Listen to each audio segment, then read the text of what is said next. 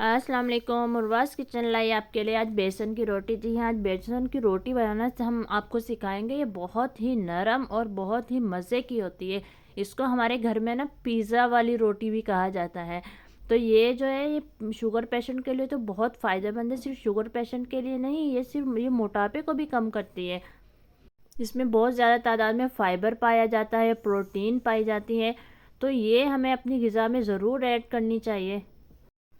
अगर आप गंदम का इस्तेमाल मतलब नहीं छोड़ना चाह रहे तो आपको मैं गंदम के साथ इसको आज बनाना सिखाऊंगी कि इसको कैसे हम गंदम के साथ भी बना सकते हैं बेसन की रोटी। तो हमने इसे कैसे बनाना है, चलते हैं हम देखते हैं कैसे बनती है ये रोटी।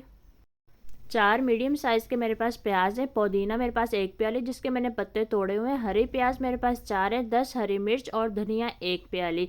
तो हमने सबसे पहले 4 जो प्याज हमने लिए थे उसको हमने अच्छे से चॉप कर लेना है। नहीं है चॉपर तो कद्दूकस कर लें, नहीं तो आप कूट भी सकते हैं। तो दूसरी साइड मैंने जो हरी प्याज के जो प्याज थे वो और हरी मिर्चें एक साथ चॉप कर लें। और बाकी धनिया कटिंग किया, पुदीना कटिंग किया और हरे पत्ते जो प्याज के थे वो मैंने कटिंग किए। इन सब चीज़ों को मैंने एक में कर लिया।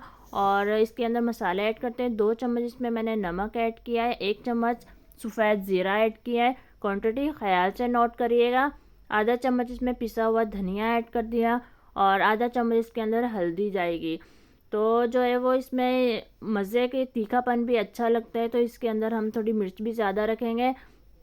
2 चम्मच इसके अंदर मैंने कुटा हुआ धनिया ऐड किया है, तो इसमें बहुत अच्छा लगता है। 1 चम्मच इसमें लाल मिर्च पाउडर ऐड किया है और 2 चम्मच इसके अंदर मैं कटर मिर्च ऐड करूँगी और 5 से 6 चम्मच मैंने इसमें ऑयल ऐड किया है। ये चीज़ें ऐड करने के बाद अब हम इसके अंदर ऐड कर देते हैं बेसन। बेसन मैंने यहाँ लिया था आधा किलो, मैंने यहाँ बेसन लिया है। बेसन को छन्नी में डालकर अच्छे से छन्नी से छानेंगे ताकि इसकी गुठलियाँ ख़त्म हो जाए। गुठलियाँ जैसे मतलब इसकी ख़त्म करनी होगी, तो जब गुठलियाँ आए तो आपने गुठलियों के ऊपर ऐसे हाथ की मदद से इसको अच्छे से रब करना है ताकि ये जो गुठलियाँ हैं वो हमारी इसके अंदर से ख़त्म हो जाए। तो आप आराम से हाथ से करेंगे तो ये हमारी ख़त्म हो जाएंगी। तो ये हमने बेसन इसके अंदर ऐड कर दिया। अब हम इसके अंदर ऐड कर देंगे गंदम का आटा। जो छोड़ना नहीं चाहते गंदम उनके लिए, और इससे गंदम के आटे से ये हमारी रोटी ना चिपकेगी भी नहीं। तो आधा किलो बेसन लिया तो इसमें 1.5 पाव हम आटा यूज़ करेंगे, गंदम का आटा। उससे भी हमने अच्छे से छन्नी से छान लेना ताकि कचरा हो तो वो निकल जाए। तो अब हम क्या करते हैं कि ये जो सारा सामान हमने तैयार किया अब इसको हम गूँथते हैं।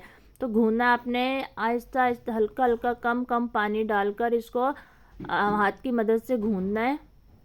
इतना ज़्यादा पानी नहीं डालिएगा वरना ये अगर नरम हो गया ना आटा तो फिर अच्छी रोटी नहीं बनेगी। तो आहिस्ता आहिस्ता आपने डालना है और हाथ की मदद से इसको गूंथते जाना है। अगर आपने मेरा चैनल सब्सक्राइब नहीं किया तो सब्सक्राइब करें, और अगर बेल आइकन को प्रेस नहीं किया हुआ तो प्रेस करें ताकि आपको मेरी वीडियो का नोटिफिकेशन फौरी से मिल सके।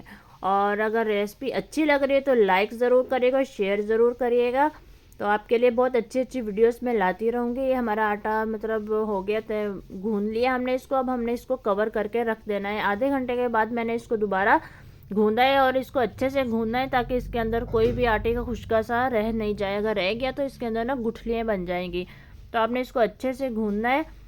तो इसको गूँधने के बाद इसकी मैं आपको ना रोटी बनाना सिखाऊंगी कि इसकी रोटी कैसे बनती है और किस चीज़ का हमें ख्याल रखना होगा रोटी बनाते हुए। रेसिपीज़ तो बहुत होती है लेकिन थोड़ा सा तरीका होता है कि भाई कुछ मतलब मेरी बहनें कहती होंगी चिपकती बहुत है, तो आप अगर इसमें आटा ऐड करेंगे तो ये चिपकेगी नहीं। तो अब मैंने इसमें से एक पेड़ा ले लिया। इस पेड़े के ऊपर मैं ये गंदम का आटा लगाकर इसको बेलूँगी। कोई ऑयल वगैरह कुछ मैंने यूज़ नहीं किया। तो इसको हमने आहिस्ता आहिस्ता हाथ की मदद से बेलना है, ज़्यादा ज़ोर नहीं लगाना है क्योंकि इसमें हमने बेसन यूज़ किया हुआ है। तो बेसन जो है ना वो चिपकता है, तो इसलिए हमने आहिस्ता आहिस्ता इसको बेलना है।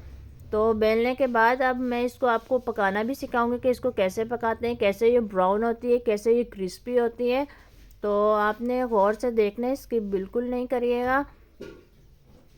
तो ये देखिए यहाँ पर मैंने इसको रोटी को बना रही हूँ। रोटी को जैसे मैंने इसमें डाला और उसके ऊपर से इसका कलर चेंज हुआ, फिर मैंने इसका मतलब इसकी साइड चेंज की। अगर मैं उसी टाइम कर देती ये हमारी रोटी टूट सकती थी। और मैंने एक चम्मच की मदद ली, चम्मच की मदद से इसकी साइड चेंज कर रही हूँ। तो जब आपको रोटी नुमा लगने लगे तो आपने इसके ऊपर घी लगाना है। घी लगाने के बाद आपने इसको गोल गोल घुमाना है ताकि ये अच्छे से क्रिस्पी सी बन सके। जब हम रोटी को गोल गोल घुमाते हैं तो इससे हमारे कलर भी बहुत प्यारा आता है, जलती भी नहीं है और क्रिस्पी और बहुत मज़े की बनती है। तो एक साइड से हमारी ब्राउन होगी तो दूसरी साइड से भी हमने इसको पकाया और ये बहुत मज़े की बनेगी। इसको आप दही की चटनी के साथ लें, टमाटर की चटनी के साथ लें, बहुत बहुत मज़े की बनती है, बहुत सॉफ्ट बनती है। ज़रूर ट्राई करिएगा। अल्लाह हाफिज़।